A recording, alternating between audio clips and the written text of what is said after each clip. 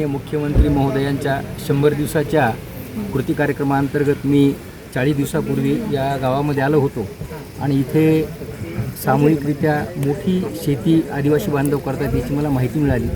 मी आवर्जून या ठिकाणी भेट दिली असता मला कळालं की 400 एकर सलग जमिनीवरती आपले आदिवासी बांधव जे काही या शेतीचे मालक नाही आहेत ते दोडखा, कारली, भेंडी, कलिंगड ह्याचं निर्यातक्षम पद्धतीचं असं उत्पादन करतात आणि खूप चांगलं उत्पादन करतात. मी भारावून गेलो आणि पाण्याची काय व्यवस्था याची विचारणा केली. त्यांनी मला सांगितले की कुंडलिका नदीवरती आम्ही डिझेल पंप बसवतो आणि डिझेल पंपच्या माध्यमातून आम्ही सिंचन करतो आणि या डिझेलला साधारणपणे खर्च वगैरे किती लागतो याची मी त्यांना विचारणा केली. त्यांनी सांगितले की एक डिझेल एका तासाला 2 लिटर डिझेल खातं एक पंप आणि असे एकूण 45 पंप या ठिकाणी चालू आहेत. म्हणजे 45 पंप जर ऑपरेट केले एका सीझनमध्ये तर साधारणपणे 65 लाख रुपयाचे डिझेल ह्या शेतीसाठी वापरलं जातं आहे. मग माझ्या डोक्यात कल्पना आली की यांना आपण सोलार या योजनेमध्ये घेतलं पाहिजे, याला सोलार पंप दिले पाहिजेत. तर अशी अडचण होती की या ठिकाणी या जमिनी ह्या आदिवासी बांधवांच्या मालकीच्या नाहीत, जमिनीचे मालक वेगळे आहेत. त्यामुळे जमिनीचे मालक सोलार बसवायला तयार होतील की नाही याची शंका होती. तरी पण मग मी आमच्या टीम पाठवल्या, MSCDCच्या टीम पाठवल्या. त्यांनी टीम पाठवल्याच्या नंतर आमचे काही शेतकरी बांधव तयार झालेले आहेत सोलार पंप घेण्यासाठी.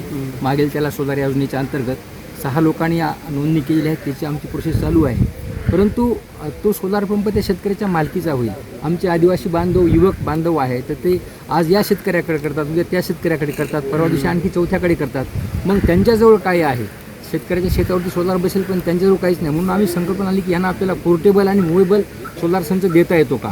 म्हणून मग मी आमचे अभिजित धर्माधिकारी आहेत, सोलारमध्ये काम करतात, त्यांना विनंती केली की तुम्ही असं काही पोर्टेबल डिझाईन करता का की त्यांना त्यांचं ते सोलार सेट पूर्ण एका ठिकाणावर दुसऱ्या ठिकाणी घेऊन जाता येईल. तर त्यांनी मग हा सोलार सेट डिझाईन केला आणि तो मोल्डेबल आहे, एका ठिकाणी जमाय होतो आणि त्याला ट्रॅक्टरबाजी लावून एका ठिकाणाहून दुसऱ्या ठिकाणी घेऊनही जाता येते. अशा पद्धतीने आज आम्ही हे सोलार सेट जो आहे पोर्टेबल त्याचं या ठिकाणी आज टेस्टिंग केली. एकदम चांगलं पाणी येते 5 HPचं आणि आता हा सोलार सेट एक सुरू झाला, आणखी परत एक 4 दिवसामध्ये येऊन जाईल. ते साधारणपणे ह्या 400 एकर बागेला 45 डिझेल पंप जे काम करतात आणि ते एका सीझनला 65 लाख रुपयाचे डिझेल वापरतात. 2 सीझन शेती केली जाते, हिवाळा आणि उन्हाळा. असे 1,30 लाख रुपयाचे डिझेल या 400 एकर शेतीवरती आमच्या आदिवासी बांधवाला विकत आणावं लागते आणि ते वापरावं लागते. या सगळ्या 400 एकरच्या 45 डिझेल पंपला जर आम्ही रिप्लेस केलं सोलारमध्ये तर 1,30 लाख रुपये आमच्या आदिवासी बांधवांची आणि शेतकऱ्यांची नेट बचत होणार आहे. तेवढा त्यांना वार्षिक जो आहे तो फायदा होणार आहे. आणि ह्या सोलारमुळे जे पोल्युशन होणार आहे डिझेलच्या कंबशनमुळे तर ते पोल्युशनला सुद्धा आळा बसणार आहे. ऑर्गॅनिक कार्बन म्हणजे कार्बनचा निर्मितीचा प्रश्नही येणार नाही. त्यामुळे ही एक चांगली योजना आहे. आज आम्ही सक्सेसफुली ती लॉन्च केलेली आहे. आम्ही लोकांच्या ग्रुपला ती अर्पण पण केलेली आहे आणि त्याचा आता आम्ही पाहिलं की हा जिल्ह्यातला पहिलाच प्रोजेक्ट आहे. आणि माननीय मुख्यमंत्री देवेंद्र फडणवीस साहेबांच्या संकल्पनेतून आपण काहीतरी इनोव्हेटिव्ह केलं पाहिजे, सामान्य माणसासाठी केलं पाहिजे, खालच्या माणसासाठी केलं पाहिजे. या संकल्पनेतून आम्ही हा प्रोजेक्ट राबवत आहोत आमच्या आदिवासी बांधवांसाठी, आमच्या शेतकरी बांधवांसाठी. आमच्या आता असं याच्यातून आहे की आपण त्यांना साधन निर्माण करून देऊ की त्यातून उत्पादन काढतील आणि देशाला संपन्न करतील अशी याची.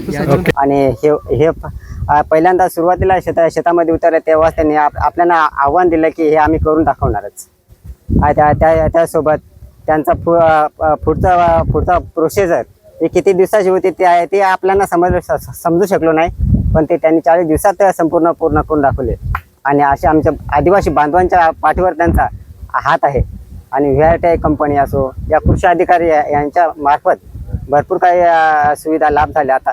आणि हा संपूर्ण सोलर डिझेल पंपावर जेवढा चालणार होता शेती तेवढा आता सोलर पंपावर कन्वर्ट करून दिल्यास आहे या आपल्या जिल्हाधिकारी साहेबांच्यामुळं. त्यांचं स्वागत, अभिनंदन.